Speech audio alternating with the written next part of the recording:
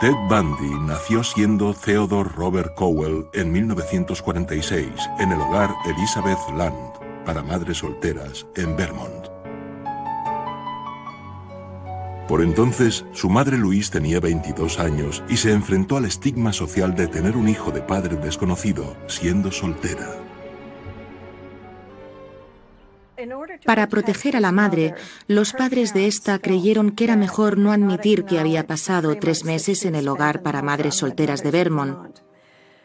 Así que lo criaron haciéndole creer que sus abuelos eran sus padres y que su madre era su hermana mayor, y durante toda su vida. Eso debió de causarle mucha confusión. No sabía quién era.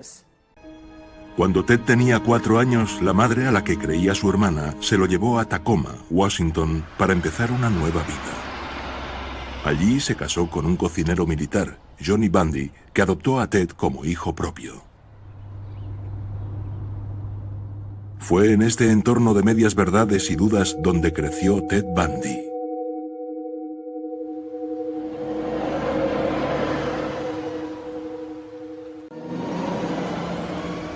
En la adolescencia, Bundy por fin descubrió por sí solo la verdad sobre su origen. El joven Bundy empezó a tener problemas con la ley. Cometió varios delitos menores. Le costaba mantener un empleo. Pero en 1966 se matriculó en la Universidad de Washington, en Seattle, y de repente empezó a transformarse. Anne Rule, ahora una escritora de éxito, era voluntaria en un teléfono de prevención de suicidios cuando conoció al carismático y atractivo joven Bundy. Ted y yo trabajábamos en equipo. Ted era muy bueno al teléfono. Era muy comprensivo. Se interesaba por la gente. Todavía lo recuerdo apoyado en la mesa con el teléfono en la oreja. Y salvó muchas vidas, lo que ahora me parece muy irónico. Pero yo conocí al Ted amable, al que me acompañaba hasta el coche a las 2 de la madrugada, cuando acababa mi turno, y me decía: Anne, por favor, cierra las puertas. No quiero que te pase nada de camino a casa. En fin, había estado con el que probablemente era el hombre más peligroso del oeste de Estados Unidos, y nunca sospeché nada. Dan Lazares, un joven estudiante de Derecho, convivió con el brillante e ingenioso Bundy en la misma residencia. El Ted Bundy que yo conocí tenía cosas que eran especiales. Diría que tenía carisma. Recuerdo que me parecía un hombre muy guapo y seguramente si lo pienso ahora, yo también deseaba serlo. Recuerdo que era muy bien hablado, intelectual, sencillo, arrogante pero sencillo de un modo que resultaba encantador. Cuando Ted estaba en la universidad, conoció a la mujer de sus sueños y me dijo que ella lo tenía todo. Era guapa, era rica, era popular, y él estaba muy enamorado de ella. Pero después de más de un año de relación, la chica de los sueños de Bundy empezó a pensárselo 2 veces. Bundy se metió de lleno en el dinámico mundo del derecho y la política y se convirtió en una joven promesa del Partido Republicano. Al mismo tiempo, se negaba a renunciar a la chica de sus sueños. A principios de 1974, el ahora aplicado Bundy la había reconquistado de tal forma que empezaron a hablar de matrimonio. Entonces, de repente e inesperadamente, él interrumpió todo contacto con ella.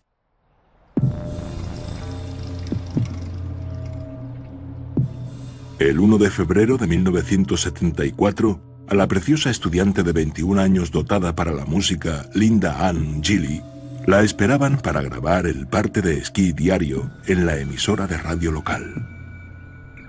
Nunca acudió. Tampoco apareció en clase ese día. Al no asistir a una comida, sus amigas empezaron a preocuparse. Llamaron a la policía y lo que descubrieron fue desconcertante. Ella desapareció. Su cama estaba hecha. Pero cuando levantaron las sábanas, había tanta sangre manchando la ropa y el colchón que alguien tenía que estar o muerto o gravemente herido. Ella llevaba un camisón porque había sangre en la parte trasera del camisón. Él se lo había quitado y la había vestido. Sencillamente desapareció. En los 6 meses posteriores, la policía de Seattle batalló con la misteriosa desaparición de la chica de 21 años. Después, una tras otra, empezaron a desaparecer más universitarias. A Donna Mason, de 19 años, la vieron por última vez yendo a un concierto. Nunca llegó allí. Susan Rancourt, de 18 años, desapareció cuando caminaba de noche por el campus de la Universidad de Ellensburg, Washington.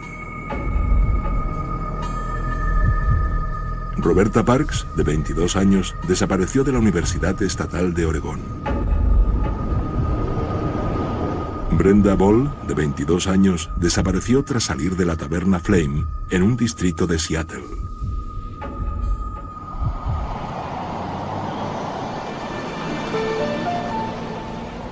Y Georgia Ann Hawkins, de 18 años, a quien le faltaban unos días para acabar su primer año de carrera, desapareció misteriosamente mientras caminaba entre las casas de las hermandades tras visitar a unas compañeras. Todas las víctimas tenían el pelo largo, moreno y con raya en medio. Todas eran esbeltas, atractivas y listas. Todas se parecían a la chica de los sueños de Bundy. 6 mujeres jóvenes habían desaparecido sin más, dejando una pregunta en el aire. ¿Cómo las habían raptado, al parecer, sin luchar, sin pistas ni testigos? A lo largo del reino del terror de Bundy se revelaría la escalofriante respuesta. ¿Cómo conseguía convencer a esa mujer para que se subiera a su coche o para acompañarle andando lejos de donde ella estaba con sus amigos? El misterio no tardaría en descubrirse. El parque estatal del lago Sammamish era un lugar muy frecuentado por los jóvenes de Seattle.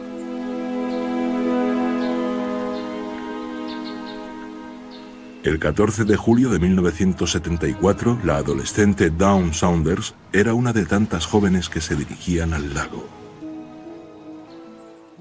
Era una tarde de domingo muy soleada. Siempre nos gustaba ir al parque en cuanto podíamos. Mis amigas y yo teníamos 14 o 15 años e íbamos al parque a ver quién estaba allí o a ver en qué follón nos podíamos meter.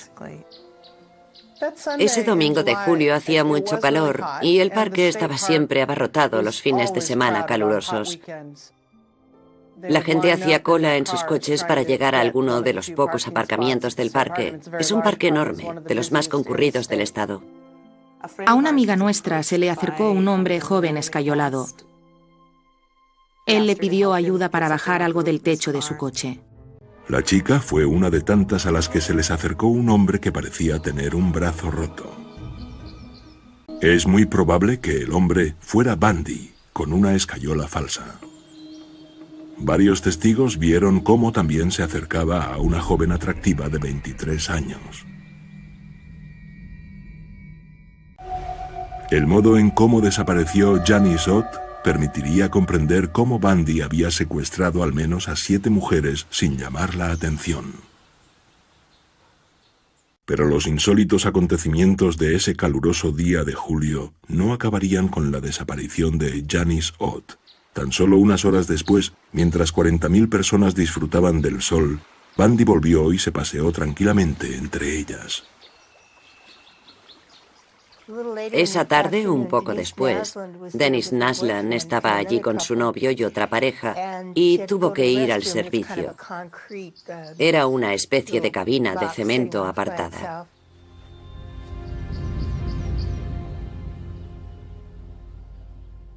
Se fue y nunca volvió. Bundy había secuestrado a 2 mujeres jóvenes en el mismo lugar abarrotado, el mismo día y a plena luz. Con helicópteros y perros, la policía inició una búsqueda masiva en unas 162 hectáreas por el parque del lago Sammamish. No se encontró nada. Las chicas habían desaparecido sin dejar rastro, pero la audacia de Bundy le había traicionado. En el parque había tanta gente ese día que no les costó crear un perfil que identificara enseguida a ese individuo. Y lo identificaron como Ted.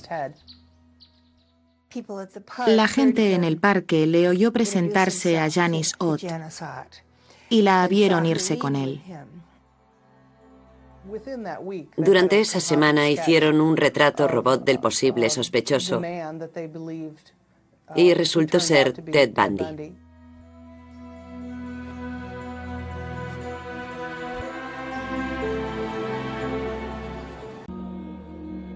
Pese a tener el nombre y la descripción del sospechoso, nadie que lo conociera relacionaba al carismático joven Ted Bundy con el hombre que había secuestrado al menos a 8 mujeres.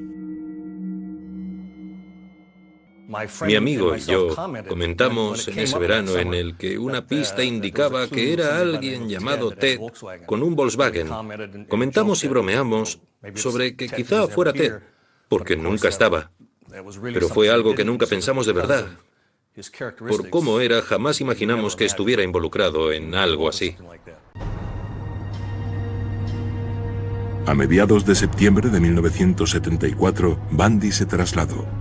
Se dirigió a Salt Lake City, donde se matriculó en la Universidad de Utah para estudiar Derecho. En los 3 meses posteriores, se descubrió a 4 jóvenes agredidas sexualmente y asesinadas. Bundy parecía imparable. Lo planeó todo también como una operación militar. Siempre que decidía asesinar, seguía ciertos trámites, tenía ciertas herramientas que llevaba consigo, tenía todo planificado al detalle y no dejaba ningún cabo suelto. Consiguió a la perfección escapar, evitar ser detenido y eludir a la policía. Era un experto depredador. Pero en noviembre de 1974, Bundy cometió su primer error grave. Carol Daronge había escapado, pero su agresor seguía libre. En los 7 meses posteriores, 6 jóvenes más fueron secuestradas en Utah y en el vecino Colorado. Pero el 16 de agosto, por fin, se acabó la suerte de Bundy. Un policía del estado de Utah, fuera de servicio, lo vio merodeando por un barrio en el Volkswagen, le detuvo y le acusó de posesión de herramientas robadas. Usaron su foto en una rueda de reconocimiento fotográfica y Carol Daronge lo reconoció.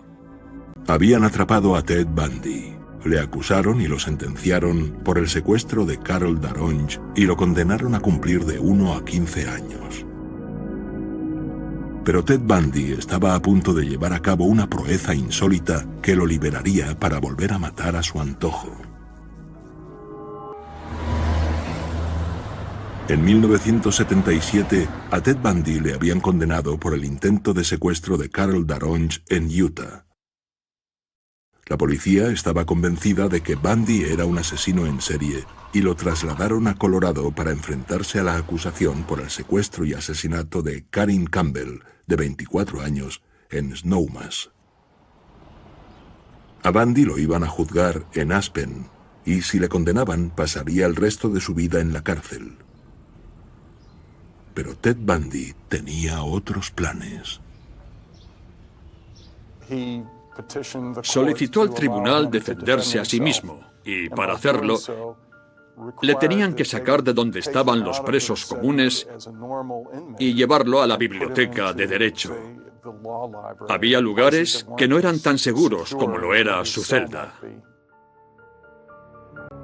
El 7 de junio de 1977, durante un receso en el caso, Bundy pidió permiso para acceder a material de investigación legal.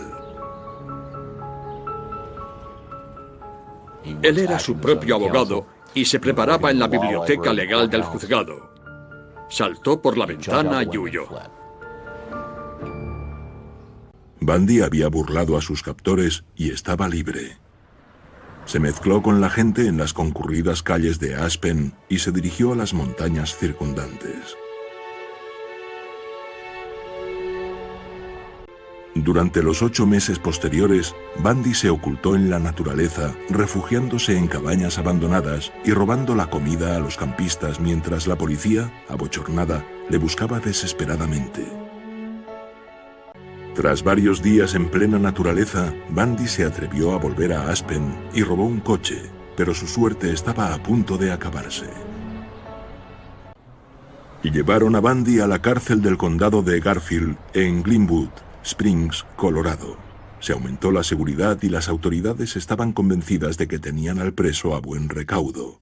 De nuevo, Bundy tenía otros planes. El 30 de diciembre de 1977, Ted Bundy movió ficha. Cuando los carceleros se dieron cuenta de que se había fugado, Bundy ya estaba a miles de kilómetros, en Chicago.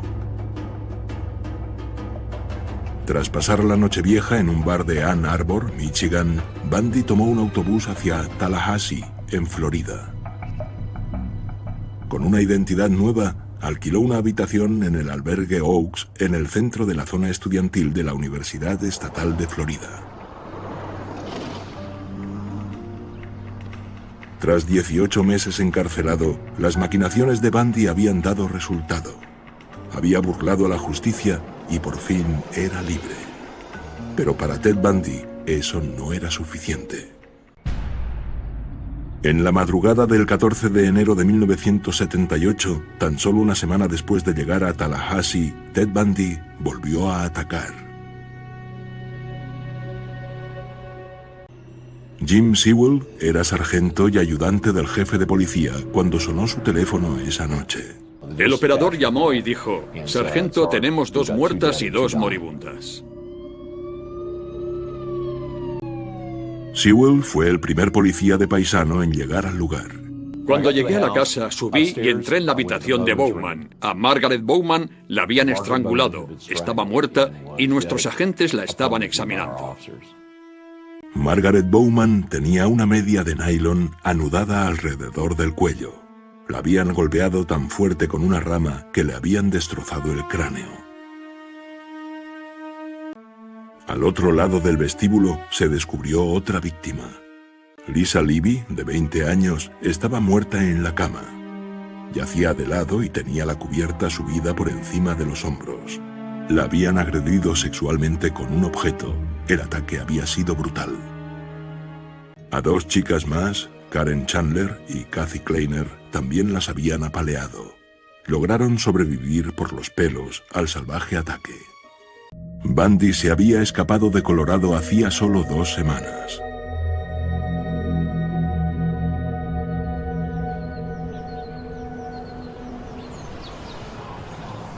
Casi 3 semanas después del ataque a la hermandad Chi Omega, denunciaron el robo de una furgoneta Dodge blanca del Departamento de Periodismo de la Universidad de Florida. 4 días después volvería a aparecer. A 160 kilómetros, en Lake City. Kimberly Leach, de 12 años, iba al instituto. Cuando se dirigía a su clase de educación física, se dio cuenta de que se había dejado la bolsa en su habitación. Le dieron permiso para ir a buscarla al otro edificio. Ya no regresó. Esa mañana, un testigo vio a la joven medio llorando y cómo un hombre enfadado la metía a empujones en el asiento del copiloto de una furgoneta blanca. Dio por hecho que era un padre enfadado. Esa misma mañana, otro testigo vio una furgoneta blanca casi descontrolada por la autopista. El conductor, enfurecido, gritaba a su acompañante. Pocos días después, se recuperó la furgoneta blanca robada en la Universidad de Tallahassee. Pasaron 2 meses hasta que la policía descubrió el cuerpo de Kimberly, de 12 años, tirado en una pocilga abandonada en un bosque a 40 kilómetros de su casa.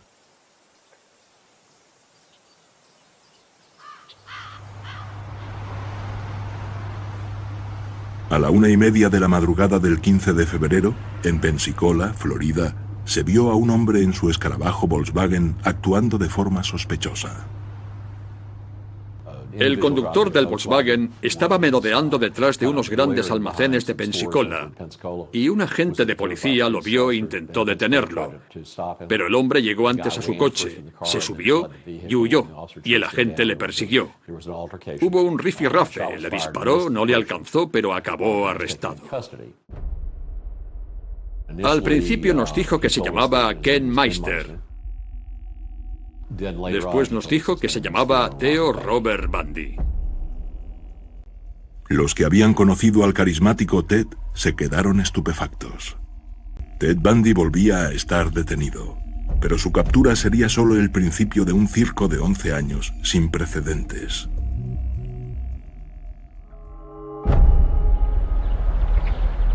...1979, Florida. Ted Bundy había secuestrado y asesinado a decenas de jóvenes en 5 estados diferentes y se había fugado 2 veces estando detenido. Ahora iría a juicio.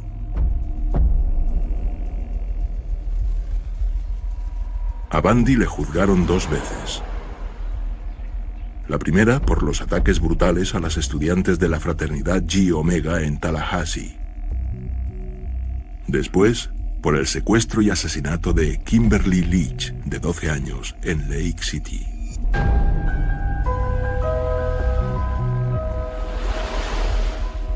El 25 de junio, Ted Bundy subió al estrado.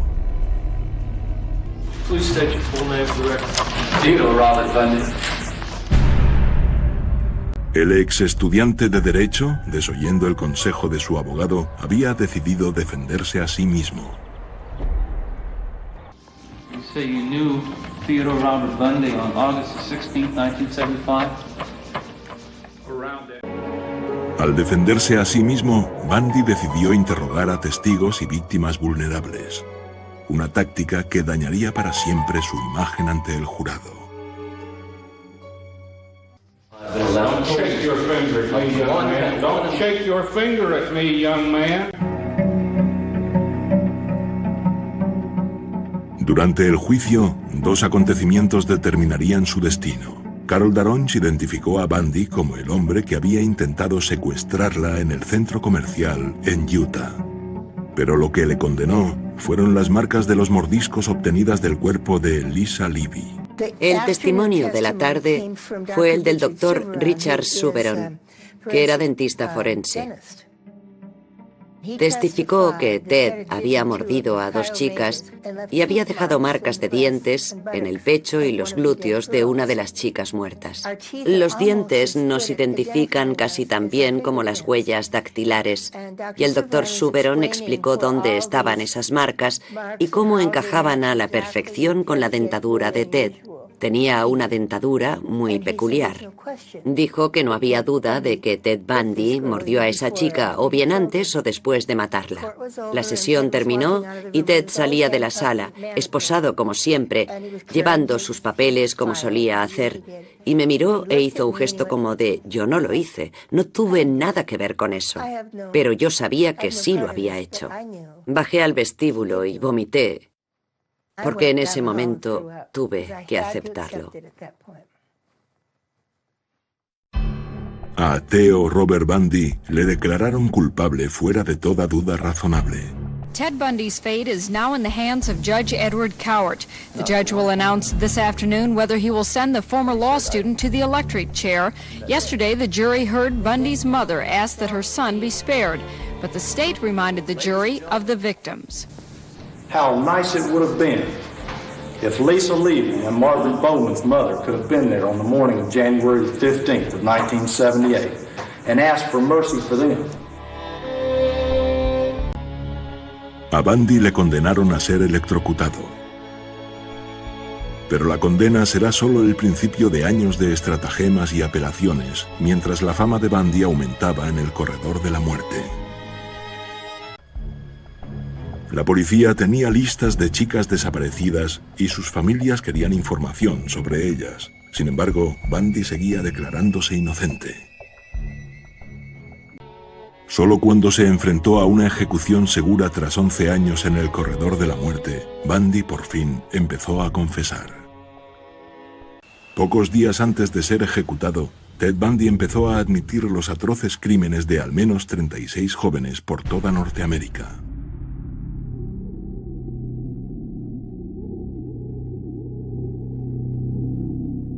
Se había deshecho de muchos de los cadáveres en las montañas o en bosques, y con frecuencia había vuelto para cometer necrofilia. A veces se había llevado las cabezas a su casa.